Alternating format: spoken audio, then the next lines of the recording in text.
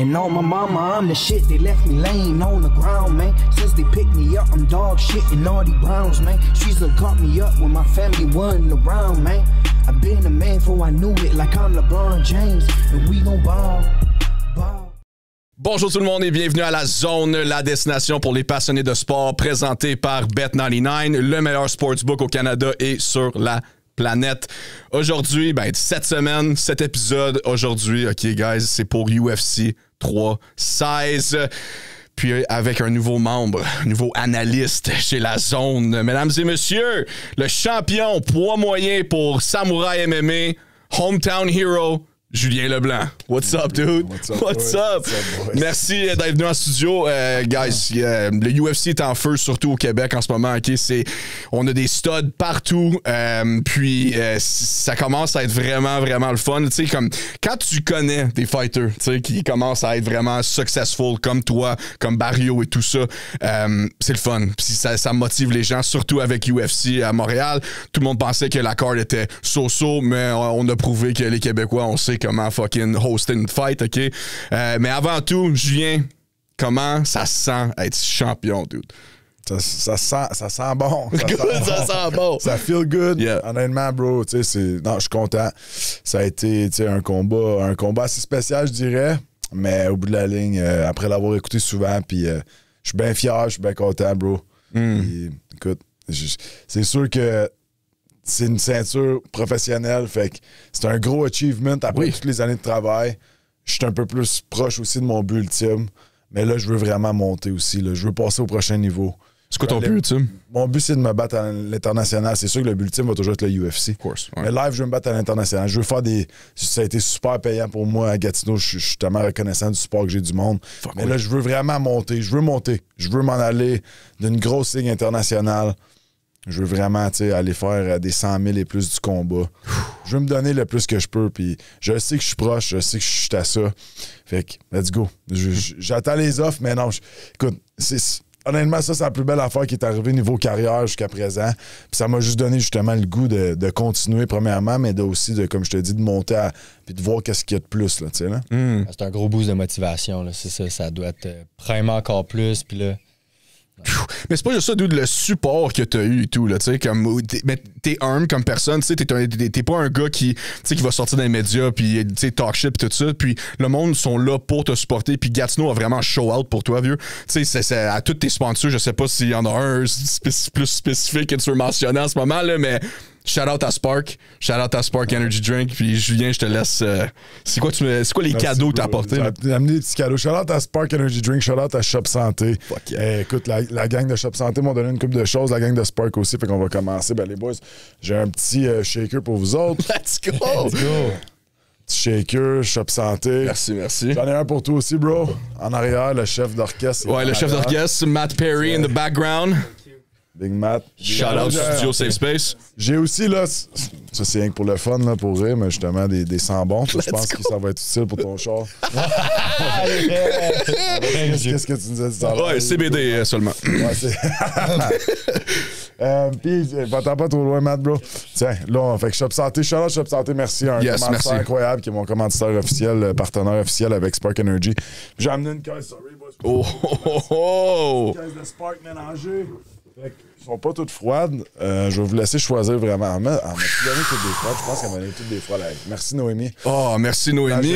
Moi, dans le fond, je suis un gros fan de Bob L'éponge sur Ah ouais, donc. Let's go. Let's go, man. Écoute. T'es-tu un fan d'Hélène Boudreau, toi? D'Hélène Boudreau, les gars mineurs. Hey, juste parce que tu l'as dit, let's go. Shout out Hélène. Let's go. En plus, n'importe laquelle tu veux, bro. Tu veux quelle couleur, quelle saveur? Celle-là? Elle? Barbe à papa. Beautiful. All right, moi, je vais y aller avec... quelle qu'on a? Y aller avec celle-là. Here we go. Shout out Spark. Puis bien sûr, écoute, comme toujours, merci à tous mes autres commanditaires.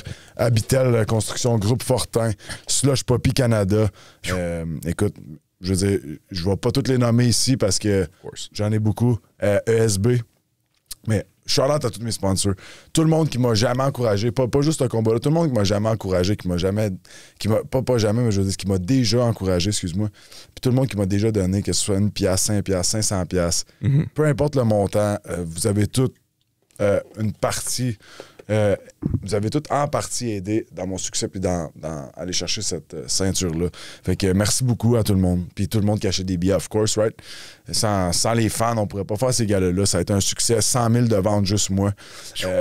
Écoute, j'ai vendu au-dessus de 800 billets à moi toute seule, puis qui équivaut à 100 000 parce qu'on s'entend que les gens à qui je vends les billets, souvent, ils achètent des billets qui sont assez chers, les ringside, les tables. Ouais. Fait que merci à tout le monde. Ça a été vraiment un succès le 7 mars dernier. Puis écoute, on peut pas demander mieux que sortir avec la ceinture. 3-0 pour Pat Nold. Fait qu'on a tous gagné. Moi, Isaac, Alain. Alain aussi qui a gagné la ceinture. Alain vient de signer à PFL. Fait que des bonnes choses s'en viennent. On est très contents. Puis il est très humble aussi, tu sais. Ouais. Comme je dis, sans tout le support des gens, mes entraîneurs, tout le monde qui a jamais aidé, ben, je serais pas ici. Merci. Puis vous autres aussi, boys, man.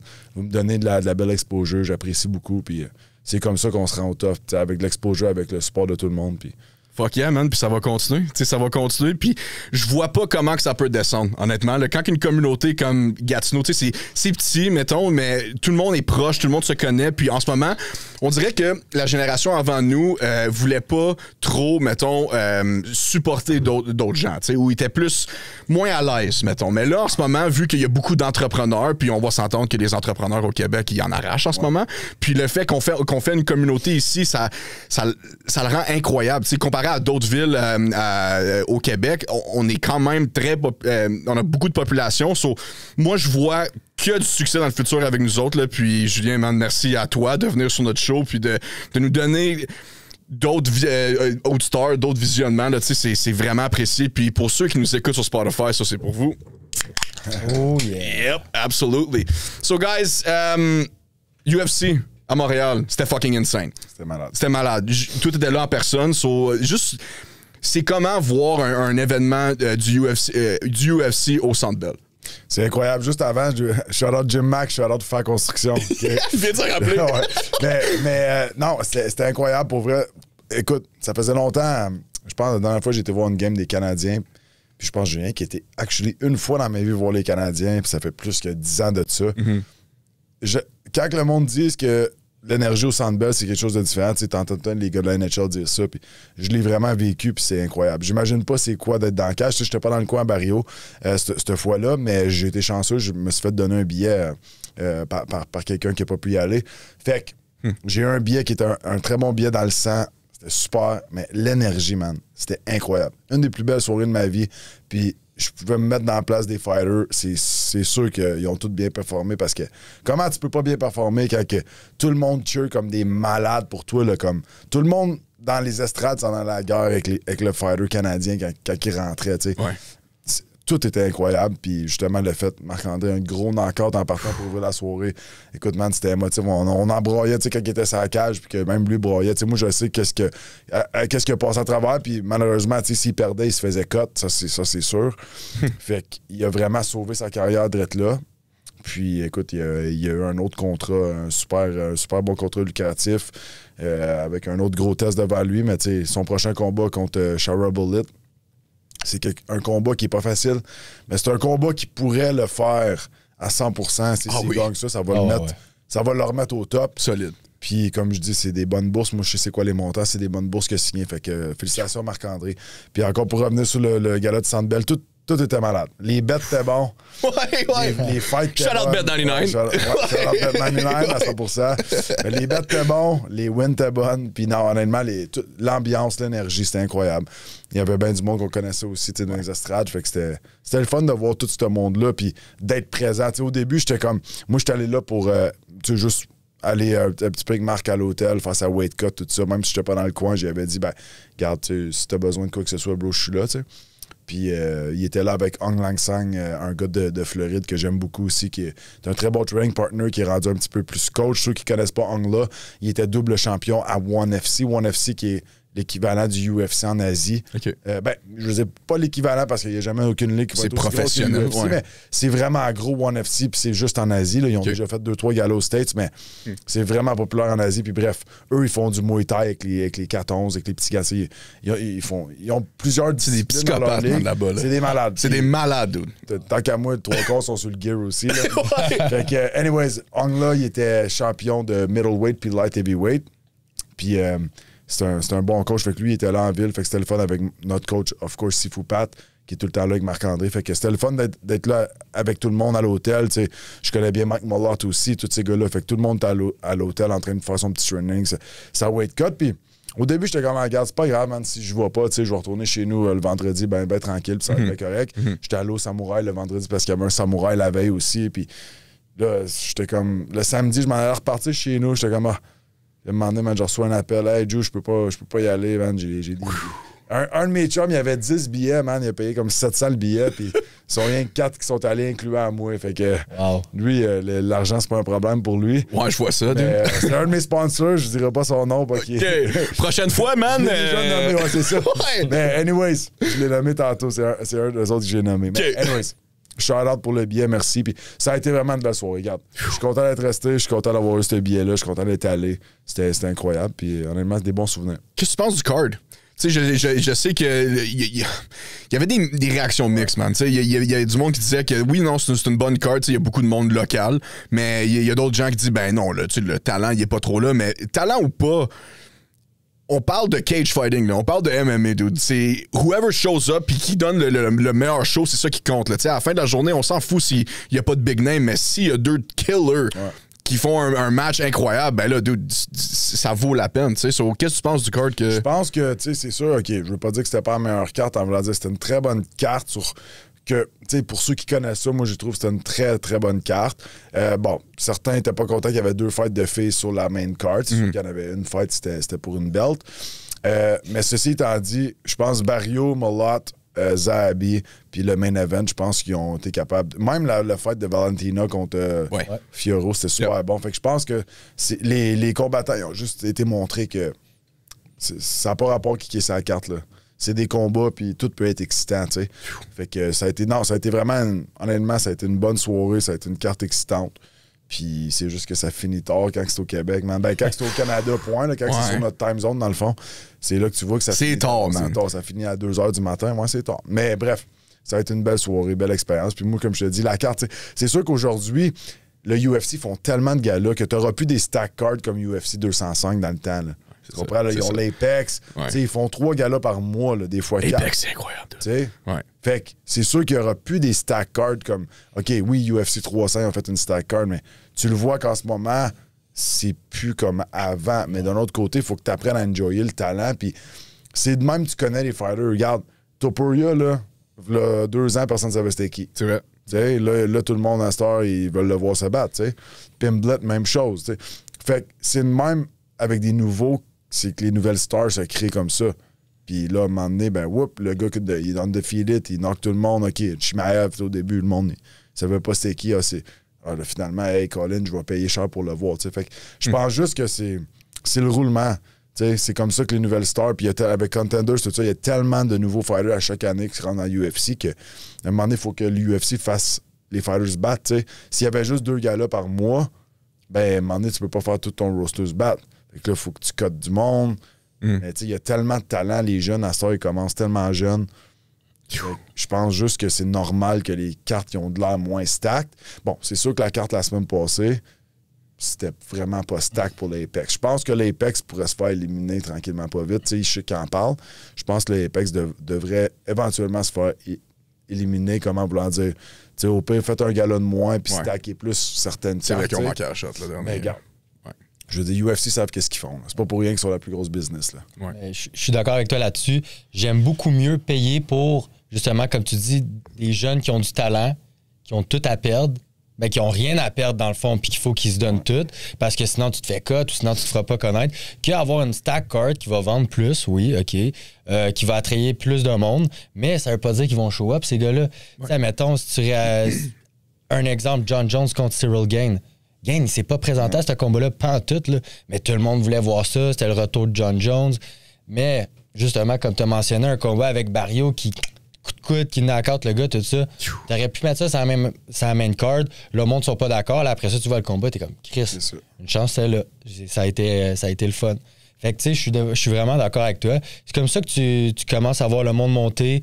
Tu vois, mettons, Peyton Talbot, là. Lui, c'était un nest killer, là. Puis justement, tu le voyais monter, puis il était ses prelims.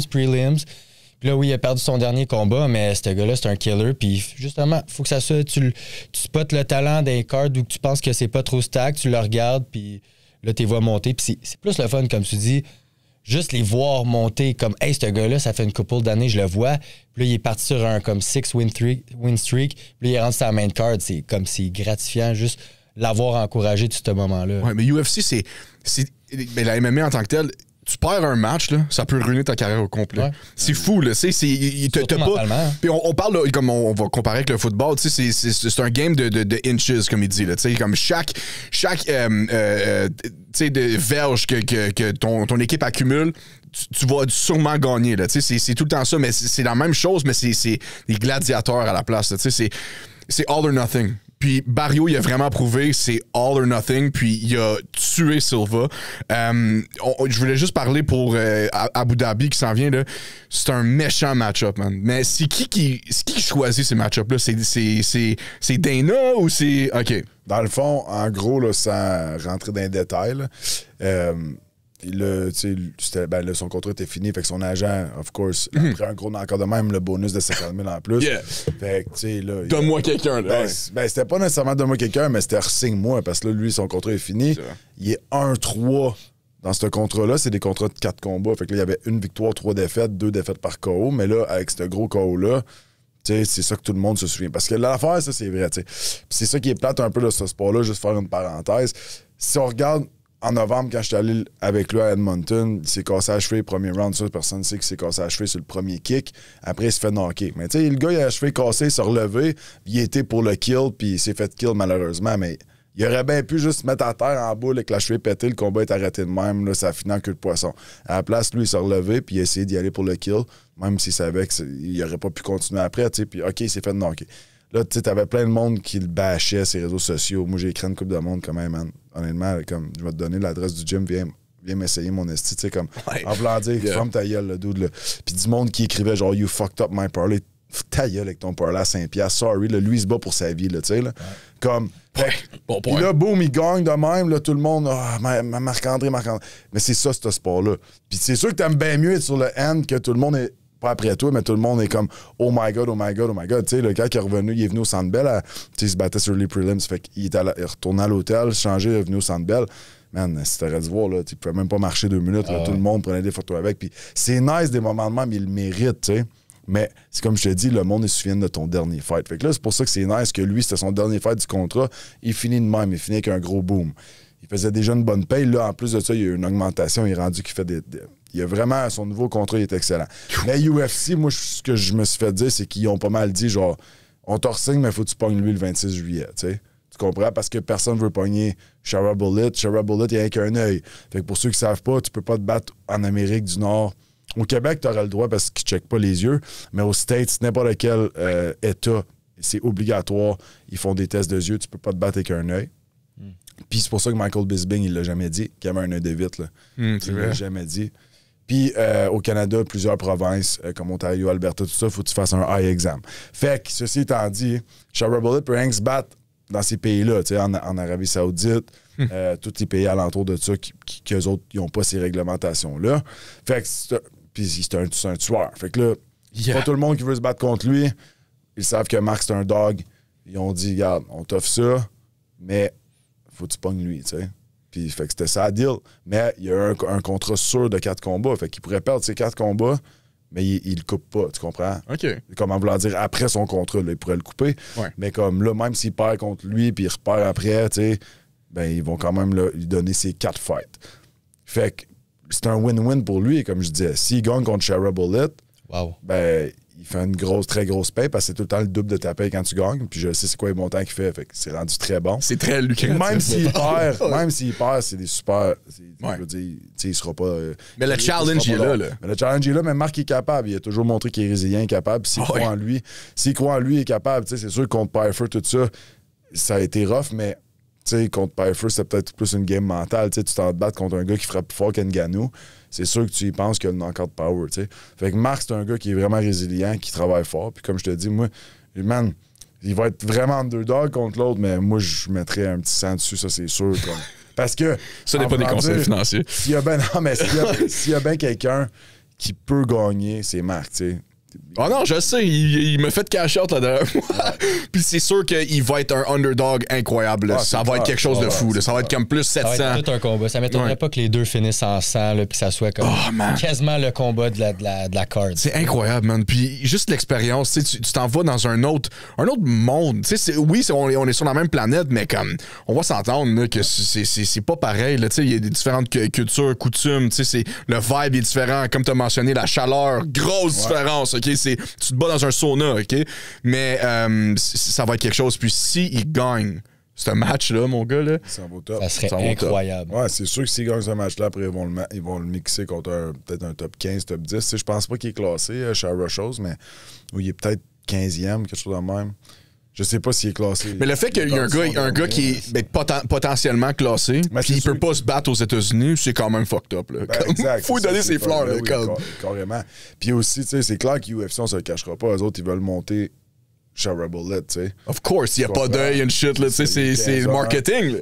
Ouais. Fait que Marc, lui, il sait c'est quoi sa job. Il sait c'est quoi son rôle. Mais UFC, il l'aime. Il l'aime. UFC ont toujours aimé Marc. Même quand il avait perdu, comme en novembre, tu sais, Dana White, moi, je ne peux pas rentrer dans la cage, mais Dana White était venu me voir pour me dire, comme, tell him he's a dog, he's not going anywhere, tu sais, comme, on l'aime, tu sais. Fait que ça, il le sait. Puis, regarde, Marc, il n'a jamais manqué le poids. Il n'a jamais dit non. Ouais. Il a pull out une fois contre Pereira parce qu'il était blessé, pas Alex Pereira, mais Michel Pereira. Yeah. Il était vraiment blessé pour vrai. T'sais. Fait qu'il a pull out une fois dans toute sa vie. Là.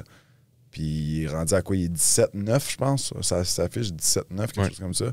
Fait que c'est le mot 17-9-1. C'est excellent, là. Ouais. C'est excellent. D'autres niveaux, man. Ah, j'ai tellement hâte. Puis nous autres, on va avoir un petit événement, là, mais ça, ça va venir, ça va venir. Bien hâte de voir Barrio à Abu Dhabi, puis man, j'ai hâte de voir c'est quoi le futur pour le UFC, pas juste au Québec, mais au Canada en tant que tel. Là. Mais on embarque dans le vif du sujet. UFC 316 à New Jersey, Newark, New Jersey. Belle card. Très belle card. J'adore le rematch, mais on va commencer early prelim, puis là, on va finir avec, of course, the main event. Je vais commencer, dans le fond, comment que je vais faire, je vais juste vous donner comme un petit recap des match-ups, dans le fond, puis vous donnerez votre opinion ou peu importe. Là. Puis n'oubliez pas, guys, ce n'est pas des conseils financiers, OK? Je peux pas le répéter. Mon avocat a dit faut voir que je le répète à chaque épisode, moi le faire, OK? Early prelim, c'est tôt, c'est très tôt. UFC, c'est un des sports que ça dure 12 heures, l'événement, OK? C'est du hot shit. Mais first match-up, Markel Medeiros contre Mark Showinski. Medeiros, il est 10-1 sur 8 victoires consécutives. Pas mal impressionnant depuis qu'il est arrivé dans l'UFC. Showinski invaincu 8-0, mais c'est son début dans la UFC. C'est un lutteur NCAA avant. Les wrestlers, on va s'entendre que leur cardio est pas mal sa coche, right? Ils sont connus pour ça. C'est un des sports les plus intenses en tant que cardio. Tu fais juste te rouler constamment. Tu sais, il est 8-0, mais c'est son début dans l'UFC. UFC, c'est un autre game, man. Moi, j'aime le combat. Tu sais, c'est un combat de prospect, là. Mais qu'est-ce que vous pensez? Moi, je pense que je donnerais le edge à Medeiros ici, mais un lutteur avec un background en même, là, c'est pas un pied de céleri, mettons. Là. Ouais, qu'est-ce que tu penses?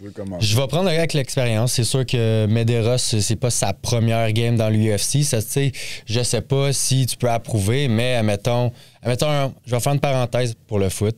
Un rookie qui rentre dans la NFL, tu as tout le temps ton welcome in the league moment. Ouais. Moi, je pense que ça peut arriver pour lui pour son premier combat. Ouais, si tu connais pas le feeling, tout ça, comme tu as dit, il n'y a pas plus gros que UFC. Ça se peut que tu aies le facteur stress. Fait que je le donnerais à Medeiros pour celui-là. Moi, je vais y aller avec le lutteur par décision. Je pense qu'il traîne une bonne place, comme tu dis, NCAA. Je pense qu'il va être capable de shut down la game de Medeiros. Ce sera peut-être pas un combat super excitant, mais je pense qu'il va aller chercher ça par décision. Les lutteurs, ils ont-tu plus de edge, je pense? Ça dépend. C'est sûr que, tu sais... Mais dernièrement... Oui, mais... Si tu fais rien avec, là, si tu le brûles, tu vas être capable de gagner. C'est sûr que si tu fais rien que te faire takedown, il va gagner. Mais je veux dire, le lutteur, il faut que tu le brûles. Tu n'as pas le choix. Il faut que tu le brûles, il faut que tu te relèves. Il faut que tu t'attendes à te faire amener à terre, mais il faut que tu le knock-out. Ou tu le knock-out, exact, mais je veux dire... Les chansons. C'est sûr qu'ils sont solides, sont tough. Ils sont drillés comme des animaux. Eux autres ils sont habitués de couper du poids, sont habitués de. c'est tellement fucked up comme sport, man. Surtout à NCAA, là, aux États-Unis, là, c'est une religion. Là-bas, le rest. Au Canada, moins, là, on n'a pas vraiment ça. Mais la culture là-bas, là, c'est. Vous comprenez pas les workouts qu'ils font, man. Ils sont tellement en shape aussi, mais ils sont tellement en shape, mais ils sont bien musculaires, habituellement. Puis ils utilisent beaucoup de gaz aussi. Tu sais, ils utilisent beaucoup de gaz. Fait que c'est pour ça que je te dis que des fois, tu vois un lutteur qui va se gas out, tu sais. Il va gas out. Ça dépend toujours de quelle adversité son adversaire, mais là, c'est sûr qu'il n'y a pas un 2 de pique devant lui. Fait que moi, je pense que, tu sais, honnêtement, je pense que cette fight-là va se rendre à la décision. Comme tu dis, ça va peut-être être un hard fight pour lui, c'est comme son premier. Je pense deux jeunes, ils ont quel âge? 28, 29. Ouais. Je pense 2 prospects comme ça, je pense que je mettrais c'est pas un conseil financier, mais j'irais pour le go to the distance. Admettons, si j'avais à bêter, là. Tu sais. OK, cool. Next match-up, là, on va commencer avec les femmes. On va pas se le cacher, là, les femmes dans l'UFC, là, dude, là, c'est en train de changer la game. Il y a des sauvages, des killers, man. Puis un de nos des co-main events, c'est le match-up de l'année, surtout pour les femmes. Mais dans les early prelims, il y a Ariane De Silva, mais son nom maintenant, c'est Lipinski De Silva, contre Wang Kong. De Silva, là, ça fait 2 défaites de suite. Dernier était pas mal rough, là. Puis, mais Kong et tout, elle alterne, tu sais, en des victoires, des défaites, tu sais, puis elle a battu Bruna Brasil récemment. Puis, tu sais, ça peut relancer le combat de flyweight pour les femmes. Mais honnêtement, là, moi, je suis tellement focusé sur le co-main event que, honnêtement, ça m'importe peu. Mais moi, je mettrais Silva, man. C'est juste l'expérience, right? Comme, comparé aux deux, là, je vois pas comment Wang Kong elle peut faire quelque chose contre Da Silva. Tu sais, oui, il y a 2 défaites de suite, mais Wang Kong, elle est juste pas constante, man. Pour moi, je mettrais Da Silva. Je suis d'accord, c'est pas 2 filles que j'ai regardées nécessairement de très proche, mais Da Silva, comme tu l'as dit, expérience, oui, elle revient d'une défaite, elle a quoi à se battre pour, puis c'est le meilleur striker, selon moi. Oui, peut-être Kong est meilleur au sol, mais... Ça a regardé Silva, peut-être. Je peux pas. Ouais, ça n'est pas avoir grosses opinions. Ouais, true. C'est bon, ça. Il lâche pas de sonner. Non, mais c'est jamais. Ah, ok, merci. Merci. T'as-tu une opinion là-dessus ou la fight, elle t'importe peu? Je pense Silva aussi. Ouais. OK. Good. Tu sais quoi, je vais aller avec les plus intéressants, là, surtout dans early prelims. Là. Le dernier, dans le fond, là, je vais mettre Jeka Sorig. Okay? Sorig, dans le fond, il se bat contre Jusang Yu. Sorig est premier en Indonésie en ce moment. Gros knockout contre Alexander, dernier match-up. Yu 8-0. Okay? Puis il est... unstoppable avec plusieurs finishes aussi. C'est un duel explosif, man. Ça, honnêtement, c'est le meilleur, selon moi, le meilleur combat early prelim. Mais je vais aller avec Yu. Yu, c'est un fucking hurricane, man. Il est bien beau être number 1 en Indonésie, là. Il est bien beau être number 1 en Indonésie, là, mais contre Jusang, il n'y a aucune chance. Pour vrai, là, il n'y a aucune chance. Moi, je te hammer, Yu. Je suis d'accord. Moi, j'irai avec Yu avec toi là-dessus. Ouais. Je regarde le UFC 360, mais ouais. C'est pré-préliminaire, non? Yeah. Ouais, OK. Fait que vous autres, ouais, OK. Moi, je vais avec Jusang. C'est des bons combattants, mais là, on va aller dans les prelims. Là. Les prelims, là, c'est... T'as manqué le meilleur combat des early prelims. Oui, Killian Salkild contre Yanal Hashmouz. J'ai peut-être massacré leur nom. Non, Hashmouz, ça va être un nest. Je suis content qu'on en parle de celle-là. Okay, good. Je suis content qu'on en parle. Regarde, je vais te dire vite fait. Younger, taller, plus de reach. Moi, je te dis que Salkild, moi, je pense qu'il peut l'avoir dans le back, cette fight-là. Mais là, je vais laisser Joe Yedler. Non, mais honnêtement, c'est un bon fight, puis les deux sont excellents, puis comme tu dis, tu sais. Mais Hashmouz, whatever. Ouais. Man, il est solide. Il est solide, puis c'est un dog, ce gars-là. Puis en ce moment, encore une fois, c'est pas un conseil financier, mais il est quasiment 5 fois ta mise. Puis je trouve que pour un gars qui, les deux, ils ont pas mal la même fiche, je suis comme, man... Ça va être une nasty fight, là. Moi, je l'essayerais, tu sais, en voulant dire comme ça va être un très bon fight. Moi aussi, je pense que l'Australien, il peut peut-être gagner, probablement, mais je trouve que c'est ridicule que Hashmouz soit autant underdog que ça. C'est vraiment juste par measurement que je suis allé, parce que sinon, les gars... Mais c'est pas juste ça. Comme tu as dit, l'UFC, c'est un sport que « What have you done for me lately? » C'est vraiment ça, tu sais. Puis l'Australien, le Salkild, dernier fight, il a fini en 18 secondes, man. So, c'est peut-être pour ça qu'il est favori. Ouais, c'est sûr, c'était en Australie, right? Ouais. Je m'en souviens de son fight. Mais c'est clair, je veux juste dire que là, il y a un dog devant lui. Fait que C'est comme je te dis, je pense que ça va être un très bon fight explosif. Oh, ouais, ça va être très. Surtout early prelims, tu t'attends pas à ce genre de fight-là sur la carte, puis t'es comme Chris, ok, je vais l'écouter à 1h de l'après-midi, let's go. Ouais. On commence ça là. Fuck, man. Mais tu sais, nous, on adore les underdogs. Tu sais, on a un show de gambling aussi là, sur les underdogs. On aime ça quand c'est payant. Puis tu sais, plus 500, plus 600, là. Ce n'est pas des conseils financiers. Tony, on va embarquer dans les prelims. C'est quoi ton match-up préféré dans les prelims? Ben, je pense que c'est... Je sais pas si c'est le dernier ou le premier, ça la map, mais moi, c'est Silva puis Van. Yep. 100%. Ça va être une crise de bonne fight. Puis je vais y aller avec Van. Encore une fois, plus jeune.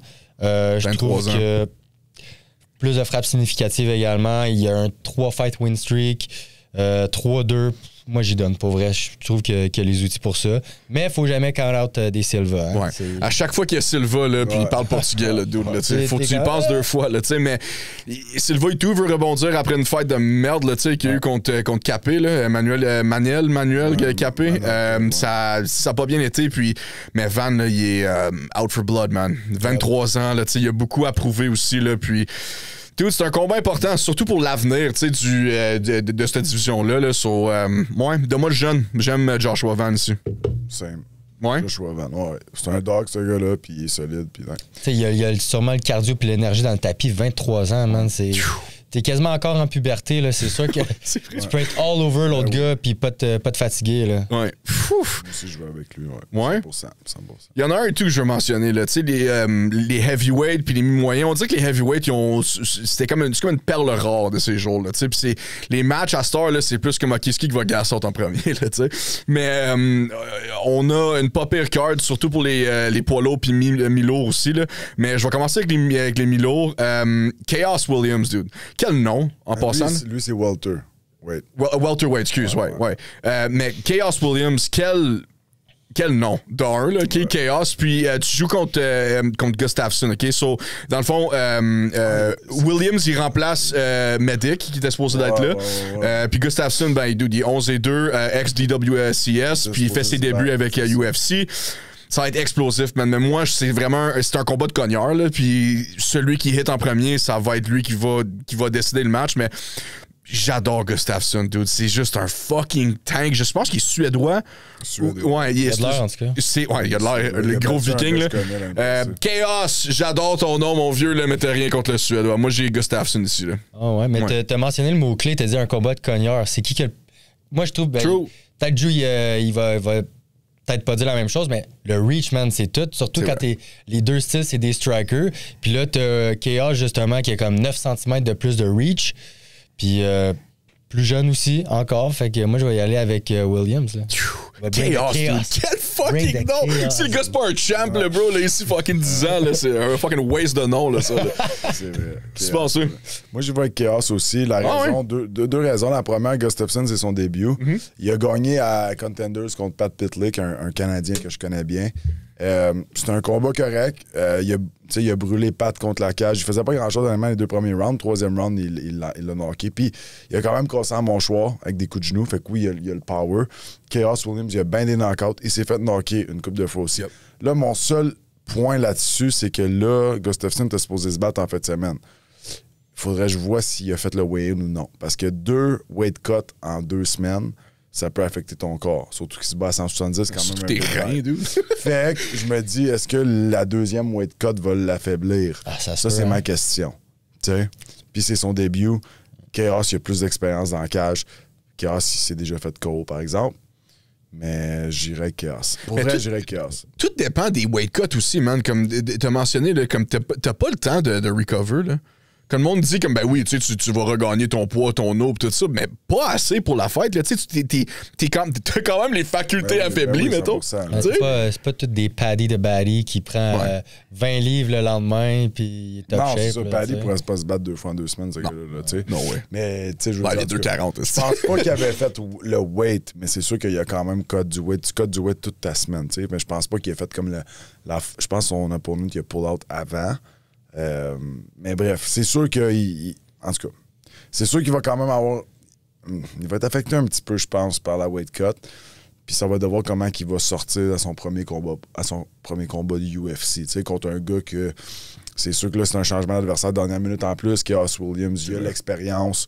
J'y donne le edge là-dessus parce que lui, c'est pas son premier barbecue dans l'UFC. Puis comme je te dis, c'est un match-up qui a été fait justement les deux. Ben, tu sais, on s'entend que Williams en a se battre contre... Ben, c'est Williams qui se battait contre Medic. Yeah. C'est ça. Ouais. Fait que c'est Gustafsson qui prend la place à Medic.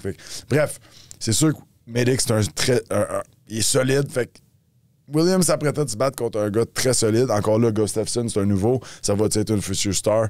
Peut-être, right? Je pense pas qu'il est super jeune. Il a quel âge, Gustafsson? Gustafsson, il a de l'air de 34. OK, c'est ça. Ouais. Il a 34. Fait que moi, personnellement, je vois avec Williams par encore. Il y a peut-être l'élément de surprise aussi, comme tu as dit, il n'a pas fighté encore dans les UFC.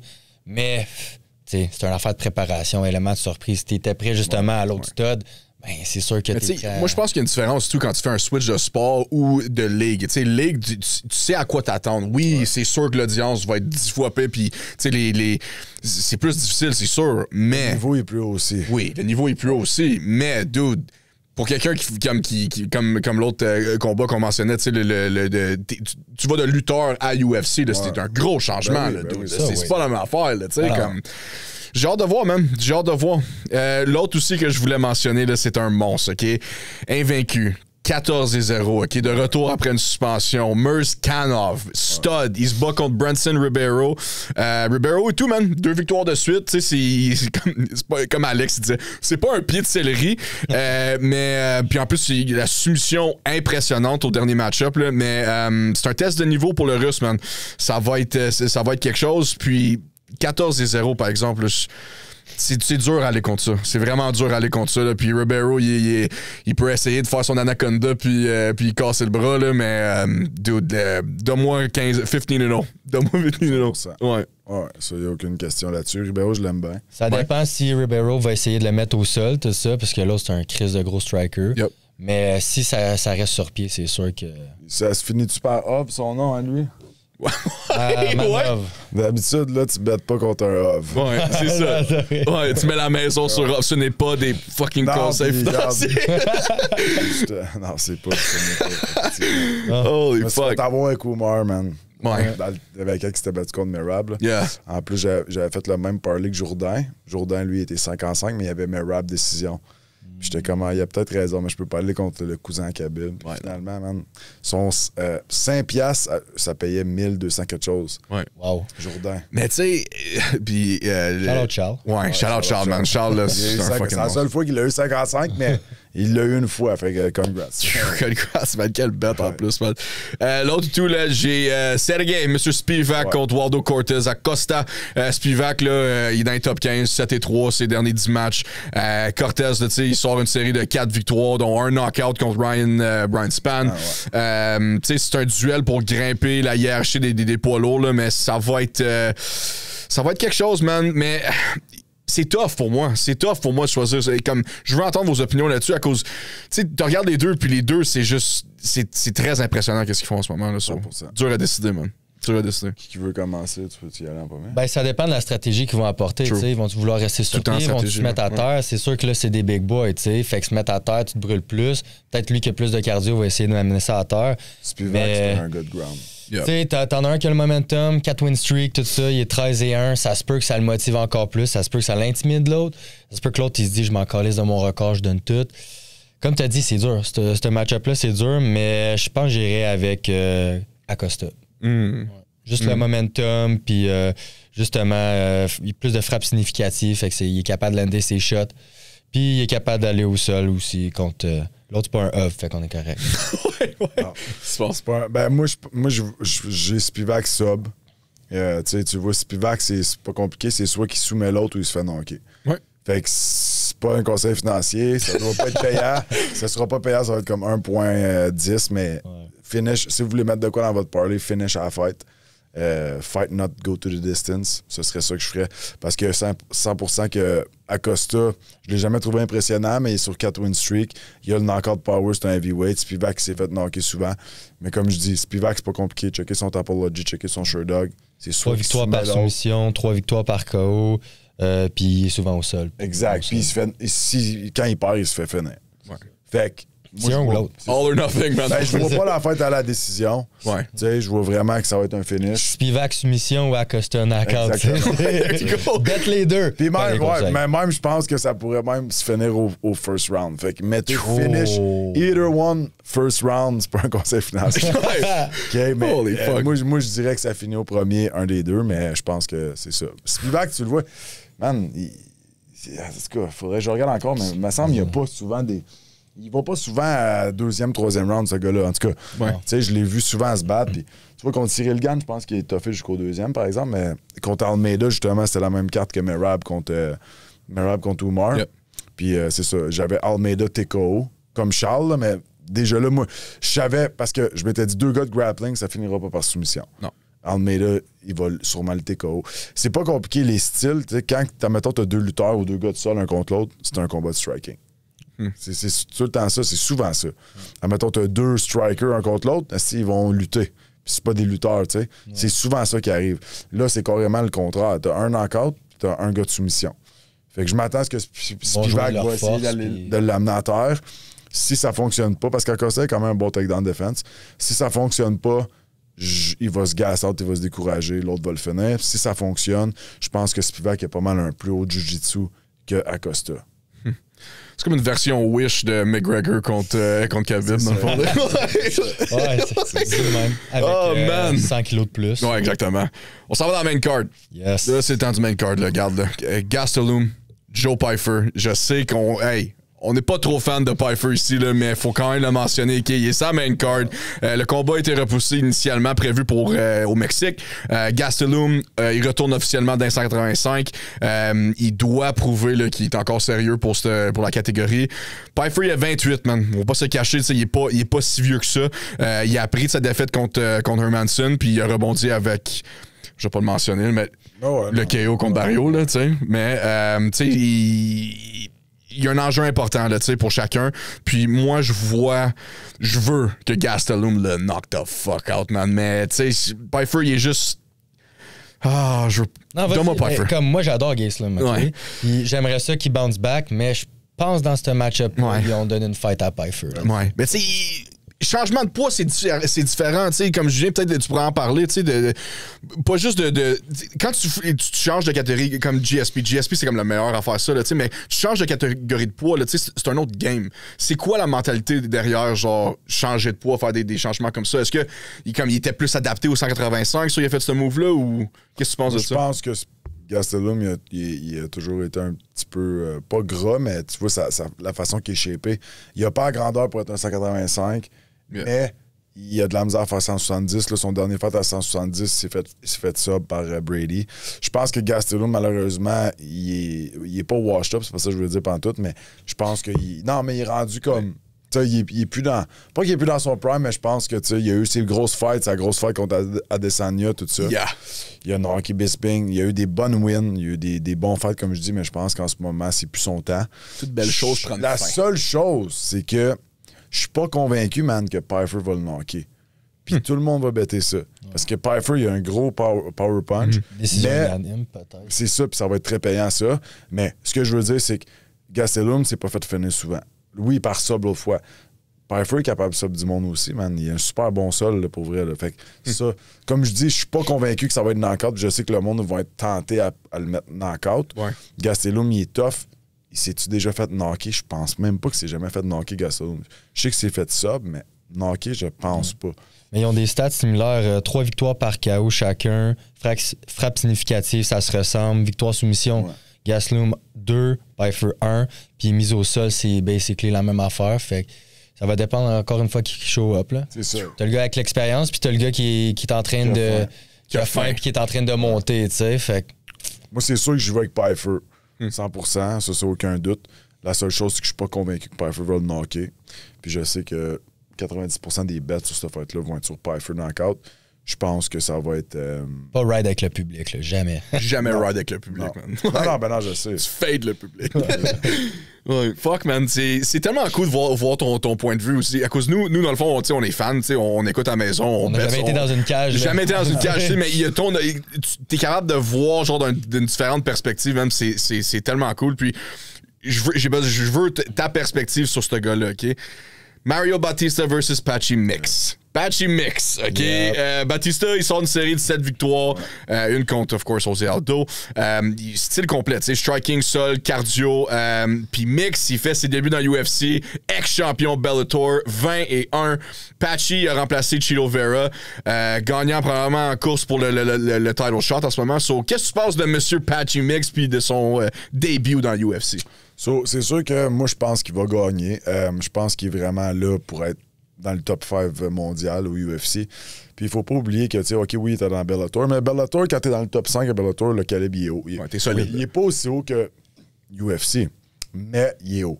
Puis Patchy, il faut pas oublier, il traîne avec des gars qui sont dans le top UFC depuis toujours, man. Ouais. Fait que le gars, à chaque jour, il fait des rounds avec les meilleurs. Il sait c'est quoi la game. Oui, OK, Bellator, c'est pas aussi gros, mais il s'est battu au top du top.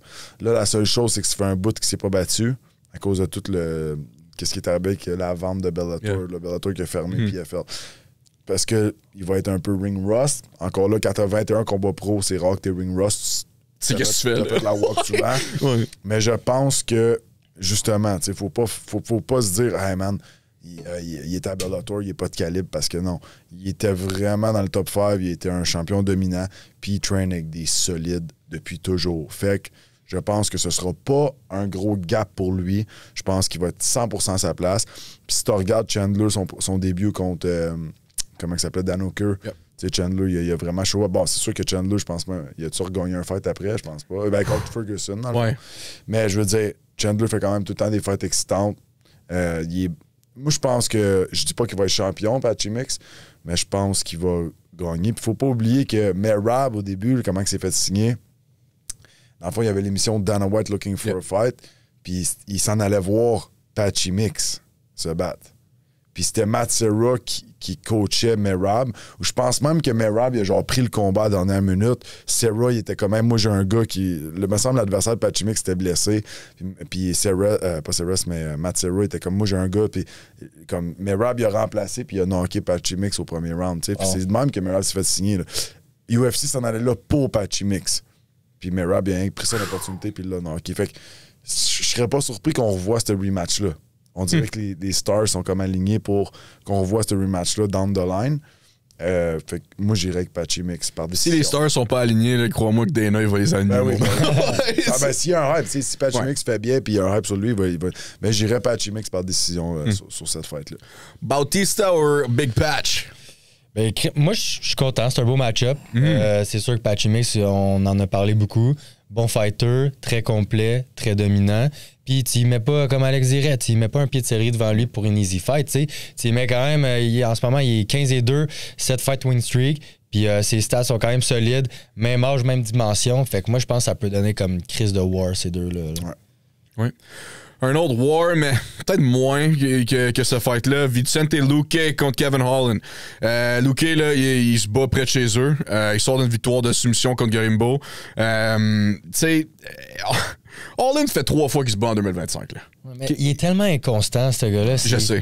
Tu l'aimes, puis après ça, il show up pas, puis après ça, il gagne dominant, puis tu sais pas à quoi t'attendre. Le gars, il veut juste se battre. Mais tu sais, 3 fois dans la même année, là, c'est taxant sur le corps, vieux. Oui. Tu sais, je vois pas comment. Je vois pas comment tu peux rebound de ça. Tu sais, oui, il a battu Nelson et tout ça, mais comme. Je sais pas, man. Je sais pas. Tu sais, ça va être ces deux styles comme excellents, là, mais je vois pas comment il peut finir Luque. Pour vrai. Moi, je prends Luque ici. Holland, man, prends un break, s'il te plaît. Comme. bois un spark, là, pis fucking chill out, là. Pereira enter le chat. Ouais, exactement. Il a quand même battu 3-4 fois, puis il y a des title fights là-dedans. Ouais. Ça, c'était. Pereira, c'est un monstre, là. Ouais. J'aimerais y aller avec mon boy Holland, mais comme tu as dit, man, peut-être la fatigue. Tu sais jamais à quoi t'attendre. Tu sais, des fois, il va show up au bout. Des fois, il manque un peu de jus. Fait que je vais y aller avec Luque pour vrai. Mais je serais pas déçu du contraire. Es-tu Holland, Luque? Moi, je peux pas aller contre Luque. Je traîne avec en Floride. C'est mon chum. Je peux pas aller contre Vicente. Non. Il est très bon. La seule chose que je peux dire, c'est que c'est sûr que Tu sais, il s'en vient un peu plus vieux aussi. Yep. Ben, en fait, il a mon âge. Fait que... c'est comme là, j'y avais dit à un moment donné, la première fois que je parlais avec, je suis comme, man, I follow you since I'm young. Tu sais, la blague est comme, ouais, t'as quel âge? Je suis comme 33. Il dit, bro, you have same age as me. Fuck. Mais en tout cas, ça fait plus longtemps que moi qui fais ça, là, en voulant dire qu'il était dans l'UFC longtemps, mais je m'en souviens, tu sais, c'est fight au début. Puis justement, son fight contre Mike Perry, c'était malade en Argentine. Mais anyways, that being said, tu sais, Luque, je pense que Holland, sa seule chance, c'est de gagner par peut-être knockout ou de le pogner d'une soumission quand Luque s'y attend pas. Luque, il a vraiment des bonnes soumissions pour avoir roulé avec. La seule chose, c'est que debout, ben, il est fucking. C'est un tueur. Yeah. Moi, quand je suis peur avec, je suis plus grand que lui, tout ça. Ouais. C'est sûr que debout, je suis capable quand même de le toucher pas mal avec mon reach puis tout ça. Mais si on va au sol, il me soumet. Fait qu'est-ce que sa technique. C'est un bon counter-striker. Moi, je pense que si Luque show up et il est là mentalement, garanti qu'il peut finir Holden puis gagner à 110%. Puis comme je dis, je n'irai jamais contre lui. Le seul aspect, peut-être, si show up pas mentalement, whatever, peut-être qu'Holden pourrait le pick apart from the outside. Mais encore là, tu sais, Luque a un très bon striking, puis il s'est pas fait... je veux dire, Buckley l'a fini, mais je trouvais que Luque était pas là. Comme je trouvais que Luque il avait de l'air pas là mentalement, il était comme tout le temps en retard sur Buckley. Pour s'entendre que Buckley, il dit de la merde en esti aussi, tu sais. Puis il est super explosif, puis il est très solide. Mais je veux dire, quand Luque il est on point, il est très dangereux, puis ouais, moi, je vois avec Luque. Qu'est-ce que tu penses de se battre fucking 3 fois dans une année, là, tu sais, c'est-tu genre, OK, mais si t'as l'opportunité, fais-le, tu sais, ou tu crois-tu plus au recovery, tu sais, au rehab, tout ça? Je pense qu'Holden, lui, en ce moment, ben, Holden, il sait qu'il sera jamais champion de 1. De 2, peut-être qu'il se dit pas ça, mais je veux dire, je pense qu'Holden, c'est un gars qui... Réaliste. C'est un company guy, là, il est comme, hey, man, je veux faire mon cash, puis... tu sais, le gars, il a de l'air d'aimer ça. Il a pas de l'air stressé d'une scène, lui, de se battre, là. Tu sais, il vient du hood, je pense, aussi, puis il a... Comme je te dis, tu l'as-tu déjà vu stresser, ce gars-là, il niaise, il fait son walkout, il niaise. Je pense que pour lui, c'est just another day, là, puis il va faire son 200-250 000, il est bien content, puis that's it, il fume ses battes après, puis... La vie est belle. C'est ça. Fait que moi, je pense que pour All-In, c'est pas comme « holy fuck, faut pas que je perde lui », c'est comme « hey man, je veux faire mon cash, je veux comme avoir du fun, puis whatever happens, là, je m'en vais me battre, puis il s'en fout, tu sais. » Cette mentalité-là, par exemple, c'est-tu mauvais avoir une mentalité là de même? À cause, mettons, une compagnie, mettons, tu travailles un 9 à 5, whatever, là, tu sais, puis t'es juste là, tu fais ton cash, la vie est belle, tu fais pas chier ton boss, tu sais, tu clock in, clock out, life is good, tu sais, puis tu fais ton cash, that's it.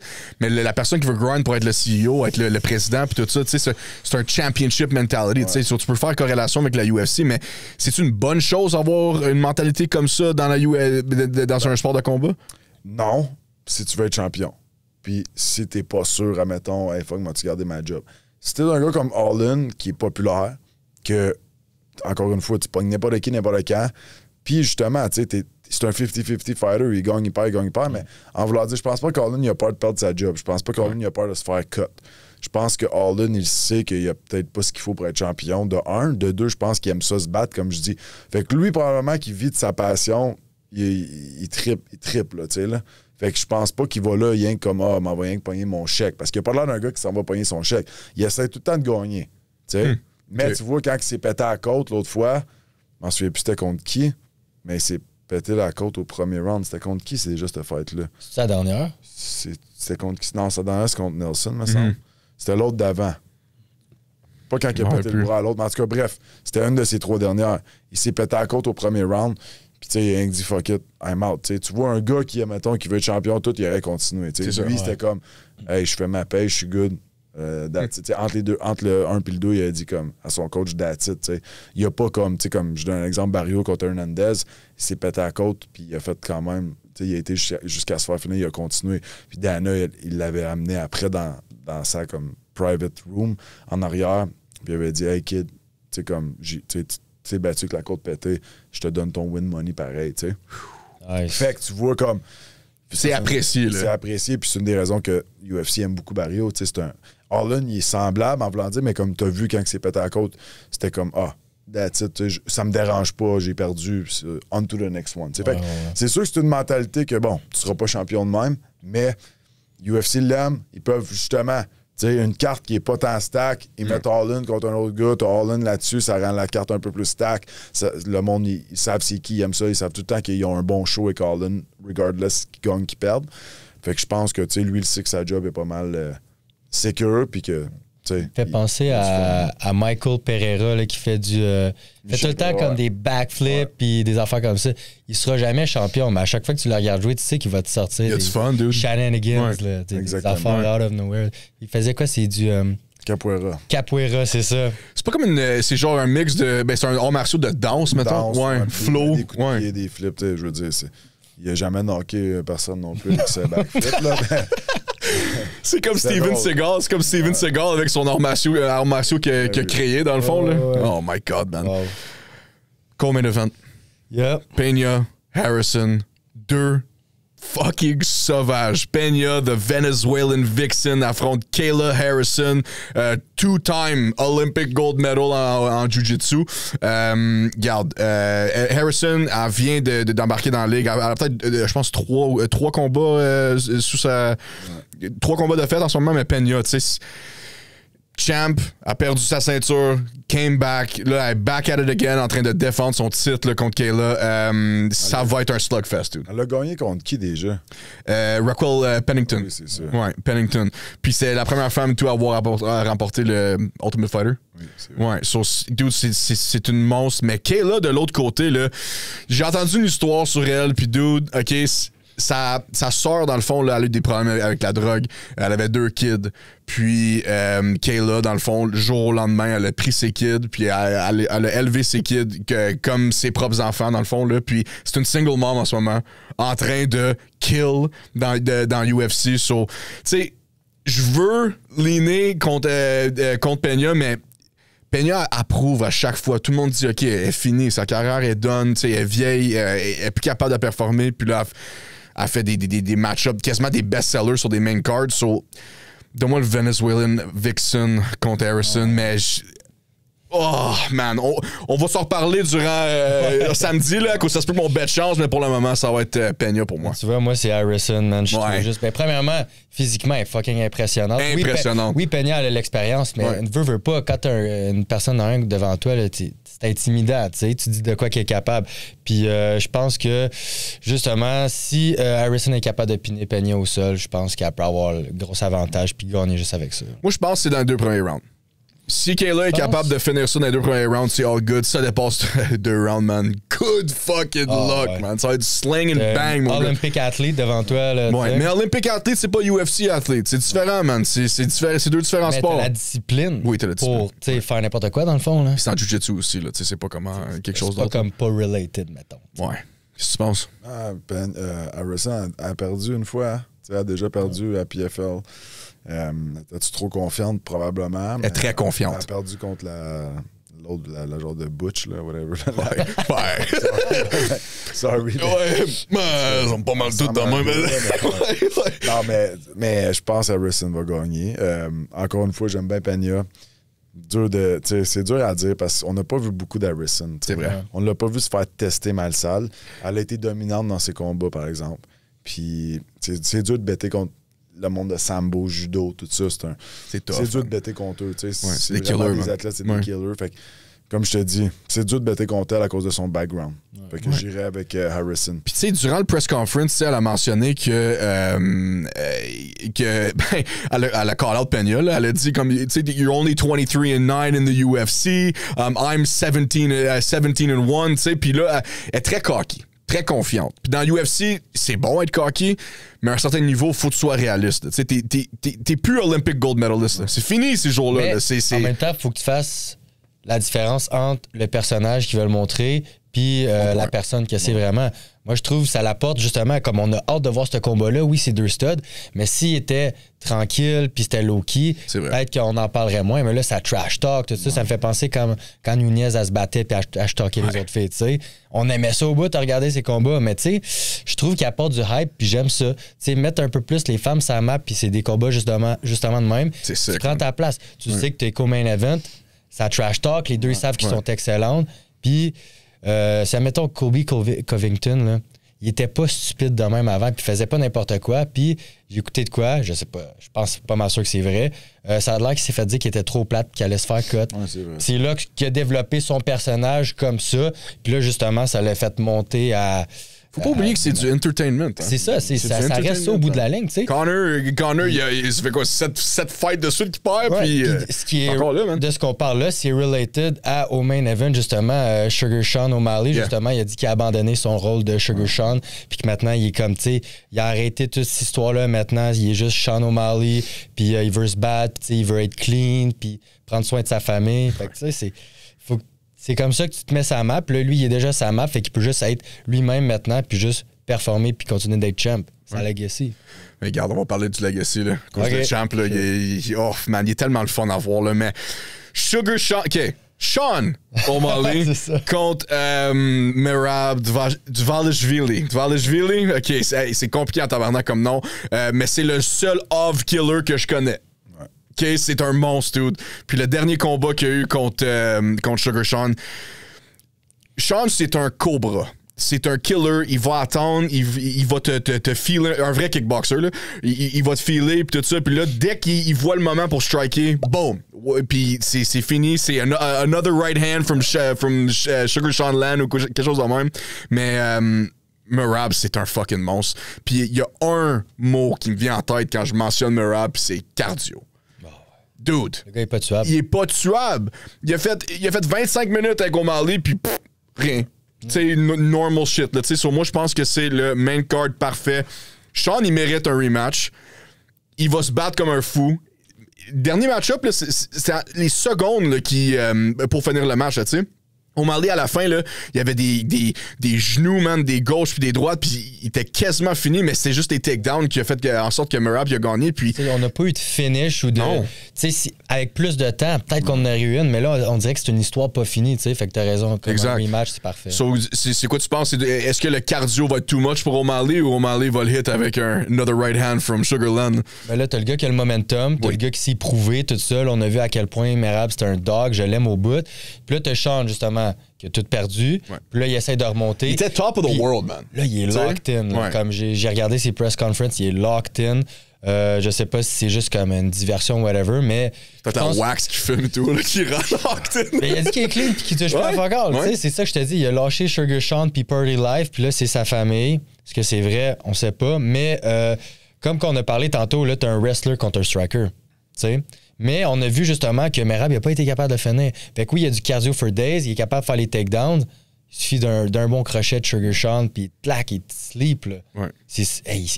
Quand il frappe, c'est tellement sec, ça résonne. Ses genoux et tout, man. Je suis Il y a des biaisé, fucking mais genoux. j'adore O'Malley, il est puis bon. je vais le prendre dans ce rematch-là. Damn, OK. Ouais. Joe, qu'est-ce que tu penses du main event? Moi, je pense que j'adore O'Malley aussi, j'adore Merab. Je pense que Merab, avec sa tête d'homme de Cro-Magnon, il se fera pas knocker. Je pense qu'il va gagner une décision. Je pense que ça va être plus serré que C'est un l'autre fight. fucking néandertal, mon C'est gars. vraiment, Ouais. ouais, il doit avoir le crâne plus gros que la normale. C'est sûr. Ah, c'est sûr, man. Il y a une tête de Tête de paléolithique. Ouais. là. Fait que moi, je pense sincèrement que ça va être encore unanimous pour Merab, mais je pense que ça va être comme 48-47. là. Je pense que ça va être split decision. Ben, pas split nécessairement, mais 3 rounds à 2. Ok, Je pense O'Malley va lui donner du fil à retordre.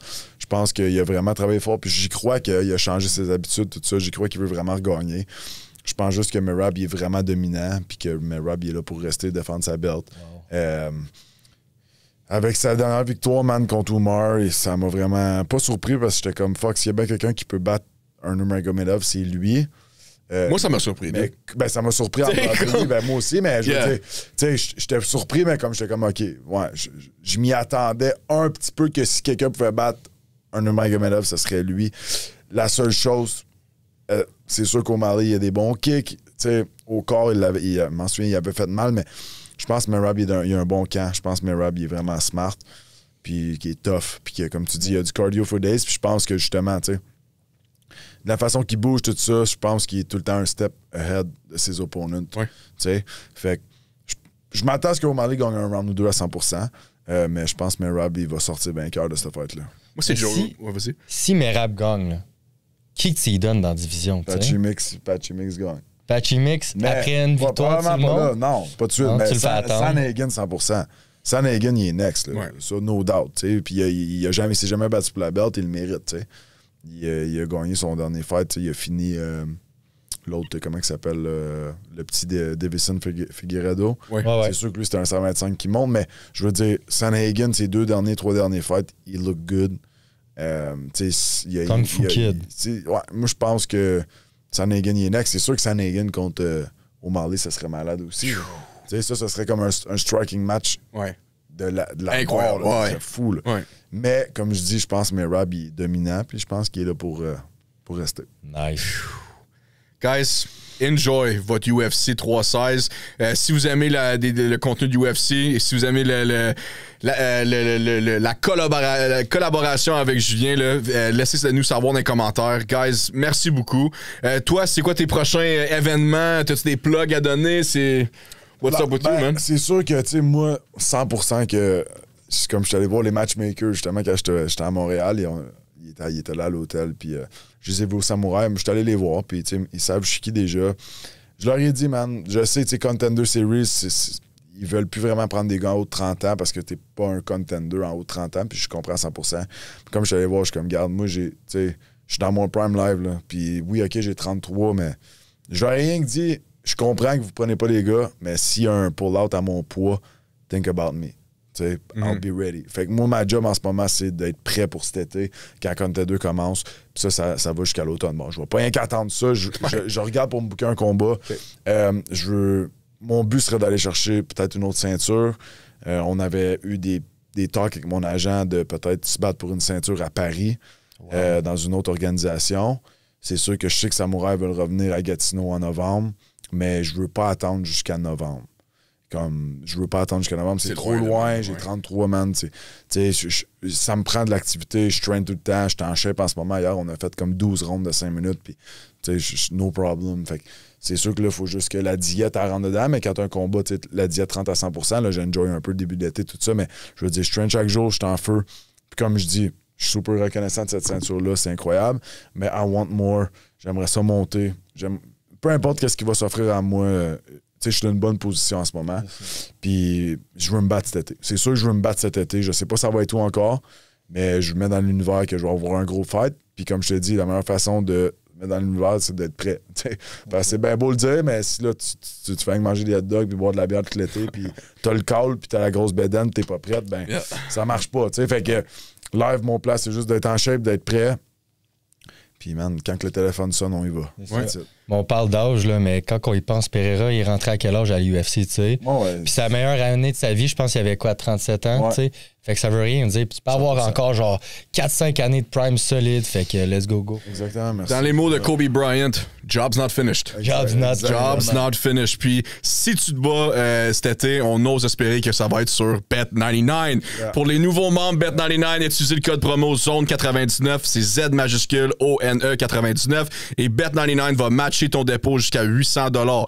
Exemple, tu mets 1000$ sur Sugar Sean Moneyline. Ce n'est pas des conseils financiers. Puis le bet ne hit pas. Avec notre code promo, il te redonne ton bet en pari gratuit et c'est bon jusqu'à 800$. Mais n'oubliez pas que c'est pour les nouveaux membres seulement lors de l'inscription. Free cash. Fucking quoi de mieux, man.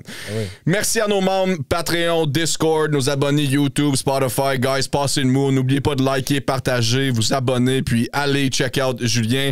Champ, merci beaucoup. Bonne chance à tout le monde, puis à la prochaine. Ciao.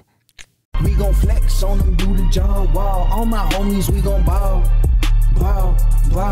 We gon' flex on them, do the John Wall. And on my mama, I'm the shit, they left me laying on the ground, man. Since they picked me up, I'm dog shit and all these Browns, man. She's done caught me up when my family wasn't around, man.